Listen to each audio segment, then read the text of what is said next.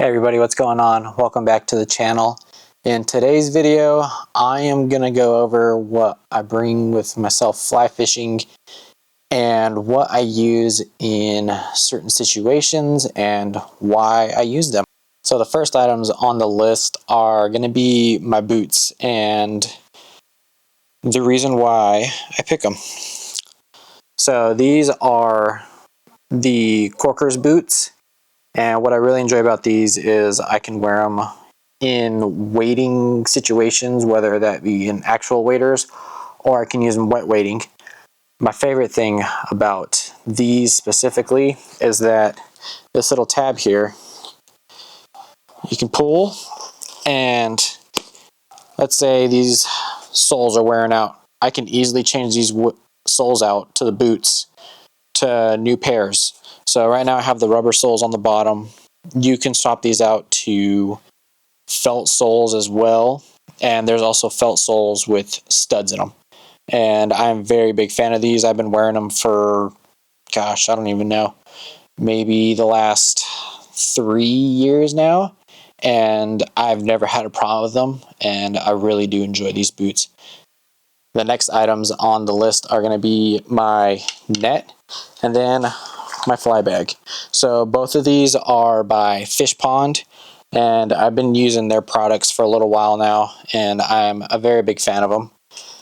The fly pack, this one is one that I wear on my chest. They make hips, slings, all sorts of different bags. And on my fly pack, I have some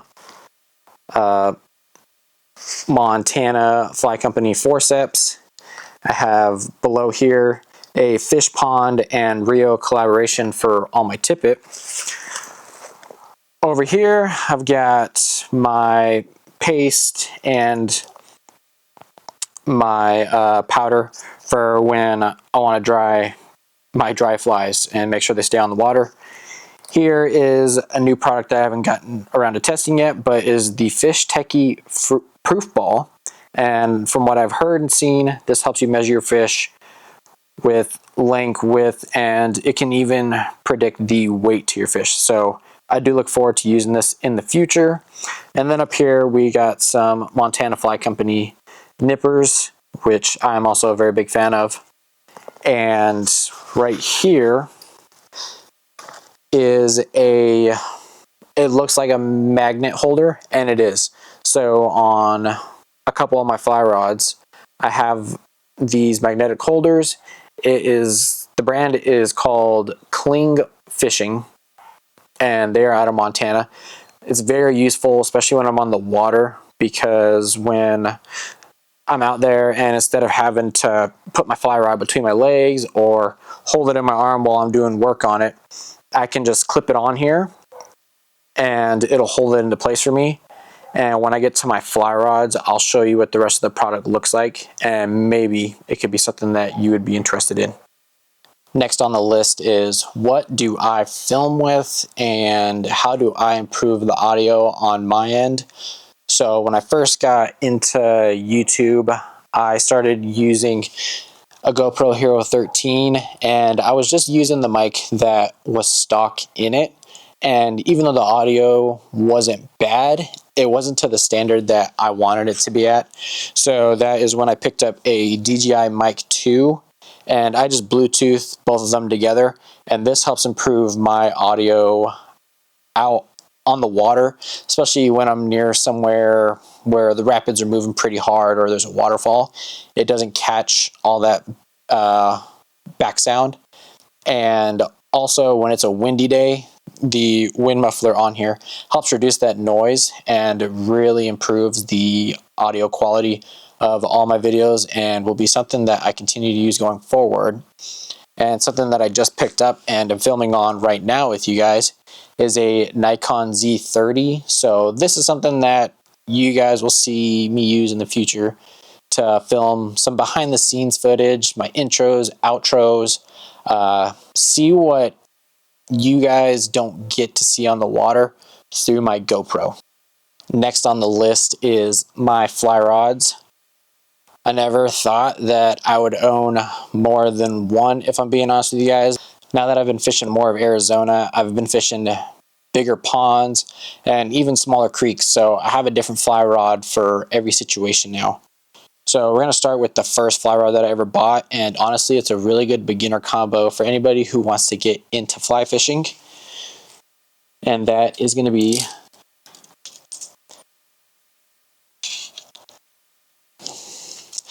this is the Redington Original Freshwater Combo.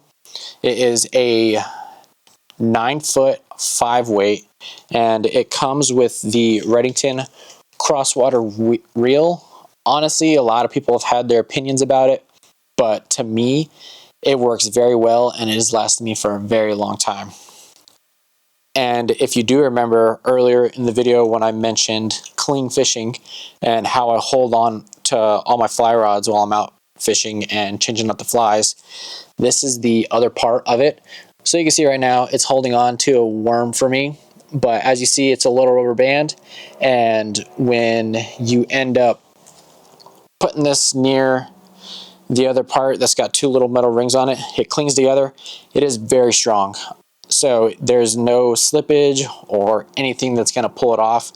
And honestly, it does take a lot to pull it apart, which is very helpful. So you know it's not just going to fall off. So the next fly rod I have is actually from Bass Pro. This is their Rise Form fly rod. And this is a 4-piece, 8-foot, 4-weight. And I have one of their White River, I believe the Prestige 2 fly reel on here. So the reason I take this one out and the second rod that I'm about to get to is for creek fishing. It's hard to fish with my 5-weight in those tighter spots, so having a 4-weight is very nice, and especially a shorter rod. So anything to me under 8 feet is really good for the creek, and there's even 8-foot 6 rods that I've heard really good in the creek as well. And also just comes down to the weight of the fly rod that you want to use at that time, and that all comes down to the flies you're using as well. And that brings me to the third fly rod that I own. This is a Temple Fork Outfitters Signature 3 7'6" 2-piece 3-weight. And this is the second rod I actually bought, and this is what I used and have been using when I fish the smaller creeks that are very difficult to use my 9-foot in. And the reel that I have on this one is the Redington Run, and I've been such a big fan of this reel. I love Redington reels. They seem to be very dependable, very durable, because I've fallen with these a lot and they just have some scuffs and scrapes on them and have yet to break, and I hope they never do. So these are the 3 fly rods that I actively use. The fourth fly rod that I do own, and spoiler alert, there's going to be a new video coming out this summer of my dad and I going to Alaska for some salmon fishing, and that's what this rod is. So this is the Field Kit salmon rod from Redington. This is a 9-foot 8-weight. I have yet to be able to test this rod out, and I'm hoping I do here very soon with some bass fishing, just to see how the rod holds up. But keep your eye out around June, July, maybe August time frame, and you'll be seeing the trip from Alaska. So the big question everybody always asks is, how do you carry your fly rods? How do you take them from place to place? Do you break them down? Do you keep them together? What do you do? So when I first was starting out, I was breaking them down honestly into 2 pieces. So my 2 4-weights, I'll just break them down into 2 pieces and they would fit perfectly in my trunk. And then just recently with some Black Friday sales that were going on, I took advantage of something that I've been looking at for a very long time. And that is a fly rod carrier. This is my trestle fly rod carrier. So this is it when it's packed down. This can get all the way out to 10 feet and 4 inches. So this honestly covers the length of most of my car, and my car is pretty long. So this is how I've been transporting my fly rods around now. This holds 2 rods. They have a 4 rod carrier as well. I only take 2 fly rods with myself at a time, so I only need the 2 rod carrier. If you're somebody that wants to have 4 different fly rod setups ready to go, then I believe that one's the one for you. They are a little expensive, but honestly, I've been able to use it a few times and I do not regret it. So if this is something you would be interested in, obviously check them out, look up the reviews, and see if it's for you. So we covered the 4 fly rods that I own, the fly pack and net that I own from Fish Pond, my boots that I like wearing, and the fly rod carrier that I like to bring around so my rods are always protected. If you are interested in any of these products, I will link them down below near the comment section and in the description area for you guys to be able to check these out and see if it's something that you guys would be interested in, or honestly, just to give them a look. And who knows, maybe it'll poke the bug a little bit and give you that itch to want to get on it. Thank you guys for watching. I really hope you enjoyed what you saw, and maybe it's something that could get you started into fly fishing. And if you ever have any questions for me, please shoot them in the comment section and I will happily answer you as soon as I can.